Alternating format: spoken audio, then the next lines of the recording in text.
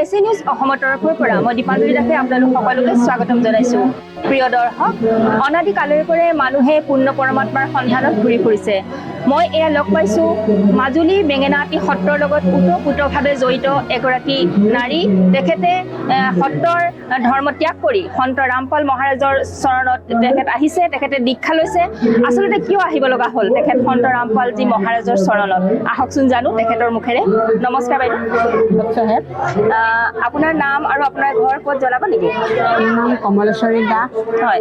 আৰু ঘৰ মোৰ গোলাঘাটত তৰভাত গাঁৱত। হয় হয়। মই আগতে শংকৰদেৱৰ পূজা কৰিছিলোঁ আৰু দিহানাম গাইছিলোঁ, আইনাম গাইছিলোঁ, দেৱী পূজা কৰিছিলোঁ, গণেশ পূজা কৰিছিলোঁ। কৃষ্ণৰ জন্মাষ্টমীত মোৰ ঘৰত দৈনিক দিহানাম, নেগেৰা নাম বছৰি বেছি হৈ থাকে। হয়। আৰু সকলোখিনি হৈ থকাৰ স্বত্তেও তাৰপিছতে মোৰ দেহাটো খুব অসুখ হ'ল আৰু অসুখ হোৱাৰ পিছত অসুখত ভুগি আছোঁৱেই। তাৰপিছতে মোৰ মানুহজনেও ছুইচাইড কৰি দিলে। মানুহজনে ছুইচাইড কৰিলে? ছুইচাইড কৰিলে। তেতিয়া মোৰ মানে সকলো মানুহে বহুতখিনি তিৰস্কাৰ কৰিছে। চোতালত মৰাশও কৰি আছে, বহুতখিনি তিৰস্কাৰ কৰিছে। কিছুমানে কৰি দিব নাযায়। মই উপায় নাপাই নিজকে নিজে ধৈৰ্য ধৰি বুজাই পেলাই তোমালোকে যদিও মোৰ মানুহজনে ছোৱালীটো নালাগে, পাপী মানুহ হ'ল যেতিয়া চলিব নালাগে, মই যি কৰিম আৰু ল'ৰাই সেইটো নোৱাৰে। তেতিয়া ওচৰৰ দুগৰাকী মানে ক'লে নহয় বোলে আমি আছোঁ, আমি কৰি দিলে। তেনেকৈ কৰিলে যেনিবা তেওঁলোকে সকলোৱে সাক্ষী কৰিলে। কৰাৰ পিছতো মই তাৰমানে মানুহজনী বাহিৰলৈ ওলাব নোলালে মানে থৌ পেলাব, এদিন চাব নাপায়, পাতি সেইকাৰণে বহুত কথা তিৰস্কাৰ কৰে। আৰু একোগৰাকীয়ে ক'ব যে কি তেওঁলোকৰ সঁচাকৈ এৰি দিব লাগে। কিহৰ কাৰণে আচলতে কিহৰ কাৰণে কৈছে এইটো কথা? ছুইচাইড হোৱাৰ কাৰণে কৈছে। ছুইচাইড পপীয়া বোলে পপীয়া মানুহ, সেইকাৰণে তেওঁলোকক বোলে 12 বছৰলৈ আমাৰ ৰাইজে ৰাখিব নালাগে। এনেকৈ কয়, খাব নাপায়, যাব নাপায়, এনেকুৱা। তথাপিও মই সেইবিলাক শুনি ধৈৰ্য ধৰি থাকিলোঁ। কিন্তু ৰাইজসকল মোৰ ঘৰত এমাহৰ পিছত কৰ্মৰত নিয়মটো কৰি লয়। নিয়মখিনি কৰি দিলেহি। কৰাৰ পিছতো মই তাৰমানে মোৰ মনটোত শান্তি লগা নাই। তেতিয়া মই মানে চিন্তা কৰিছোঁ দেই, ইমানখিনি কৰাৰ স্বত্তেও প্ৰভুৱে মোক ঘৰখনত মোৰো বেমাৰ দিলে আৰু স্বামীকো লৈ গৈছোঁ। মোৰ নিশ্চয় কিবা এটা ভুল হৈছে। মোৰ গুৰুৱে নকলি হৈছে, সেইটোৱে হ'ব লাগিব। মোৰ একদম বেলেগ চকু মেলি আছে, কান্দি গৈছে। কিয় মোক এনেকুৱা কৰিলে? মই ৰাইজক ইমানখিনি উপকাৰ কৰিছোঁ, দৰৱ পাতি দিছোঁ, ল'ৰা ছোৱালী নোহোৱা মানুহক দৰৱ দিছোঁ, তেওঁলোকৰ ল'ৰা ছোৱালী হৈছে। দৰৱো দিওঁ। তাৰপৰা মাহেকীয়া মহিলাৰ ছোৱালীৰ মানে অসুবিধা হ'লে সেইখিনিও মই দৰৱ দিওঁ। তাৰমানে বিভিন্ন ধৰণৰ দৰৱ দিওঁ। ভোজ কপালি, আঠ কপালি, আঠান পোলা, সকলো বিষয়ৰ দৰৱ দি আছিলোঁ মানুহজনীয়ে। সকলোখিনি দি আছিলোঁ। তাৰপিছত দি থকাৰ স্বত্তেও আৰু মানে সেই কামখিনিও কৰিও আছোঁ ইফালে। তথাপি মোৰ দেহাটো একদম অৱস হৈ গৈছেগৈ। কি কৰিম কি নকৰিম, মানুহজন মৰাৰ পিছত মই অৱস হৈ পেলাই তেতিয়া লগে লগে মই চিন্তা কৰিলোঁ যে মোৰ নিশ্চয় ভুল হৈছে, এইখিনি কৰ্মত মোৰ ভুল হৈছে আৰু লোকৰ ঘৰত মই কৰ্ম কৰিছোঁ কাৰণে মোৰ পাপখিনি নিশ্চয় মোৰ গালৈকে চাপিলে। সেইবুলিয়ে মই খুব কান্দিছোঁ, পকাত মোৰ সৈতে চিচি কান্দিছোঁ। প্ৰভু তুমি মোক উদ্ধাৰ কৰা, নহ'লে মোৰ এতিয়া এই অজৰা এজনী ছোৱালী আছে, মোৰ ল'ৰাটো আছে, বিয়া পতা নাই, ছোৱালীজনী দিবলৈ আছে, মই কি কৰিম কি মেলিম, কান্দি কাটি বাউল হৈ আছোঁ মানুহজনী। মানে ওচৰৰ মানুহবিলাকে একো হেৰি নকৰে আৰু যেনিবা পিছতে ছুইচাইড হৈ মৰাৰ কাৰণে মানে সকলো মনটোতে আমাৰ বেয়া আৰু মোৰ মানুহজনীখন কাজিয়া পেচাল লগা মানুহ নহয়, একদম কাজিয়া লগা মানুহ, ঠাণ্ডা মানুহ। মই এতিয়া ভোক দিবলৈ গ'লে মোক তেওঁ তামোলৰ খুন্দি পঠিয়াই, যোৱা বেমাৰী ভাল হৈ যাব, যি দৰৱ দিয়া তোমাৰ ভাল হৈ যাব, তেনেকৈ দিয়ে। মই সেইখিনিও মতে মই কাম কৰোঁ, সকলো ঠিক হৈ গৈছিলে। খালি তেওঁ ছুইচাইড কৰি দিয়াৰ কাৰণে গণ্ডগোল হ'ল। ছুইচাইড কৰা হ'ল মানে কি, ছুইচাইড কৰিলে মানে অলপ আমাৰ পদূলি বাটতে কোনোবা মানুহে যাদু দিলেহি আনিলেহি। সেই যাদুৰ প্ৰভাৱতে হ'ল, তেতিয়া মই চিন্তা কৰিছোঁ যে মই ইমান কৰ্ম কৰিছোঁ আৰু যিবিলাক আই ঘাটি লাগে মই সিহঁতৰো সেইখিনিও মই চাফ চিকুণ কৰি চাফা কৰি দিছোঁ। কিন্তু মোৰ ঘৰত এই যাদু যেতিয়া দিলেহি, ঘৰৰ উভতা চিঙা দি একদম ঘৰত পেলাই দিলে, সেয়াও পদূলি বাটতো দিলে। দিয়াৰ পিছতো মই এতিয়া চিন্তা কৰিছোঁ যে সেই প্ৰভু আপুনি সাক্ষাতে আছে, মোক কি হৈছে নো, কেলৈ এনেকুৱাখিনি কৰিছে বোলো। তেতিয়া মই উপায়হীন হ'লোঁ। মোৰ এইখিনি কৰ্মই মোক যাদু কটা নাই, নিশ্চয় কটা নাই।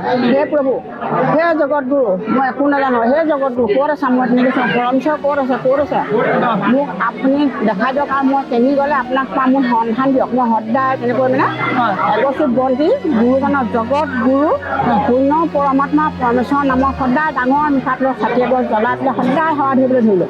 তেনেকৈ কৰি থাকোঁতে মানুহজনীও বেমাৰটো হৈছিলেই। তাৰপৰা উপায়হীন হৈছে। তাৰপিছত ল'ৰা দুজনমানেও আকৌ সত্ৰতে শৰণ দি আনিছিলে, তেওঁলোকেও আকৌ মোক মানে শান্তি কৰিছে।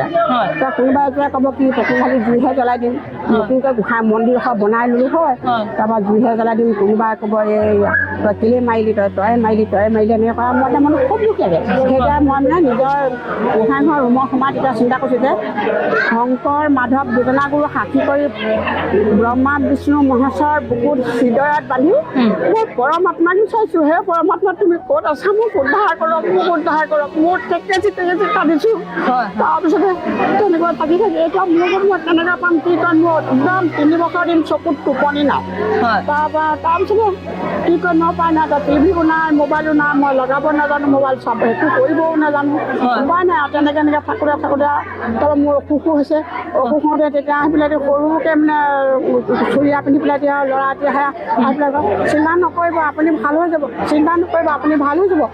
তেনেকৈ কোৱা অলপ মানে চিলিমিলি টোপনি আনে মুকলি তেনেকৈ থাকোঁতে কৈ দিয়েহি আৰু তাৰপৰা ভাল হৈ ক'ব মই সঁচাকৈ ভাল হৈ যাম আৰু দেই এতিয়া চিন্তা কৰা সেইজন ভগৱান হয় তাৰপিছত তেনেকৈ থাকি কিতাপখন পঢ়িবলৈ ল'লোঁ কৃষ্ণ গীতাখন পঢ়িবলৈ ল'লোঁ কৃষ্ণ গীতাখন পঢ়িলোঁ কৃষ্ণ গীতাত পালোঁ যে ব্ৰহ্মা বিষ্ণু বোলে দুৰ্গাৰ পুত্ৰ তেতিয়াহ'লে দুৰ্গা যদি ব্ৰহ্মা বিষ্ণু দুৰ্গাৰ পুত্ৰ হয় মহেশ্বৰে যদি দুৰ্গাৰ পুত্ৰ হয় নিশ্চয় এজন তেওঁ পিতৃ লাগিব পিতৃ ক'ত আছে মোক সেই পিতৃজন লাগে তেতিয়া সেয়াও চালোঁ চাই পেলাই আকৌ চালোঁ যে দেৱী পূজা বোলে অকৰ্ম এইবিলাক কৰিলে সিদ্ধি নহয় মনে আচৰণ কৰিলে অকণো কৰ্ম সিদ্ধি নহয় সেইবিলাকো পালোঁ পাই পেলাই তেতিয়া মই পৰমেশ্বৰক খাতি কৰিছোঁ কান্দিয়ে থাকোঁ পৰমেশ্বৰ বিচাৰিয়ে থাকোঁ চাকি এগছ জ্বলাই দৈনিক মানে সেৱা কৰি থাকোঁ তেওঁৰ নামতে তাৰপৰা তেনেকৈ চাওঁতে 22 চনত আমাৰ নাতি ল'ৰাতে সঁচা সেৱাৰ ফল শংকৰদেৱৰ শিশু নিকেতন 2য় শ্ৰেণীত আছিলে এই পাঠটো তাৰপৰা ল'ৰাটিয়ে আকৌ ক'লে কি বোলে নাতিয়ে তই মোক এই লেচনটো আপুনি পঢ়াই দিয়কচোন তাৰপৰা মই লেচনটো পঢ়ালোঁ নিৰু নিমা এনেকৈ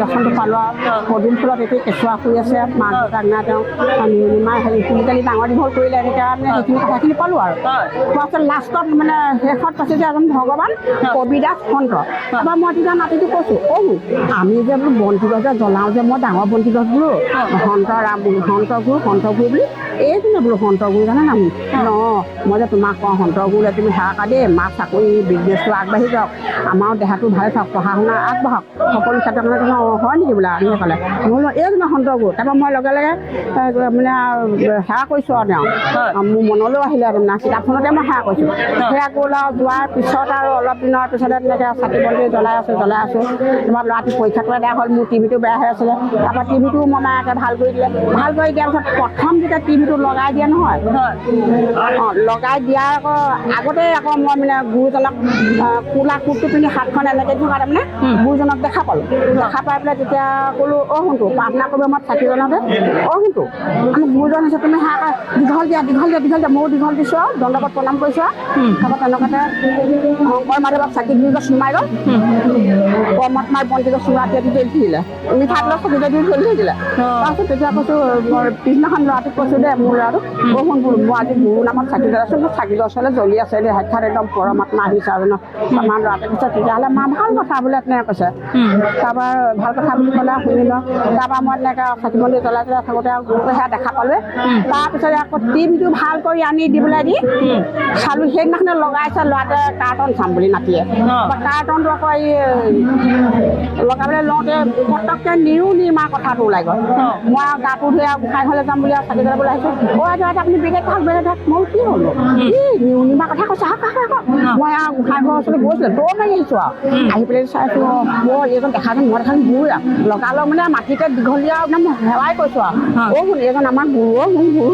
গুৰু এনেকৈ কৈ কান্দিছোঁ সেৱা কৰিছোঁ আৰু তাৰপৰা বোলো হয় নি বোলে মই বোলো এইজনকে মই মাতি থাকোঁ এইজনকে মই দেখা পাইছোঁ জানা মোৰ তেনেকৈ ক'লোঁ আৰু কোৱাৰ পিছত আৰু সেই নিৰ্মাৰ বিষয়ে গোটেইখিনি কথা ক'লে শুনিলোঁ তাৰপিছত কাৰেণ্টটো নাইকিয়া হ'ল ফোনৰ নাম্বাৰ ল'বলৈ নাপালোঁ কোৱাৰ পিছতে থাকিলে আৰু আকৌ কেইবাদিনো গ'ল কাৰেণ্টটো গুচিছিল যোৱাৰ পিছতে আকৌ এদিন মানে কাৰেণ্টত থাকিলে গোটেই সম্পূৰ্ণখিনি চালোঁ আৰু ভাগৱত বেদ ৰামায়ণ গোটেই কথাখিনি চালোঁ আৰু পুৰম ব্ৰহ্ম অক্ষৰ ব্ৰহ্ম গোটেইখিনি কথা বুজাইছে পাৰব্ৰ আৰব্য সকলোখিনি বুজাইছে তেতিয়া কৈছিলোঁ মই শুন মই নাতিটোকে কওঁ আৰু ছোৱালীজনী কওঁ মই পিছত নাই এই কথাবিলাক জানিবৰ কাৰণেই মই সত্ৰলৈও গৈছোঁ 3-4 বাৰ বোলো এবাৰো মই ক'তো শুনা নাই খালি কৃষ্ণই ভগৱান মই যে কৈ থাকোঁ কৃষ্ণ ভগৱান কৃষ্ণতকৈ এজন দেউতাক আছে বোলো কৃষ্ণ দেউতাক মাক দেউতাক চব আছে বোলো এনেকৈ কৈছে থাকোঁ নহয় বোলো এইবিলাক চব দেউতাক কেইজনহে বোলো এতিয়া তেনেকেই তাৰমানে আৰু গুৰুজনক মই লগ পাইছিলোঁ আৰু দীক্ষা ল'বলৈ এবাৰ ষ্টেচনতে সেয়া পাইছোঁ নহয় আৰু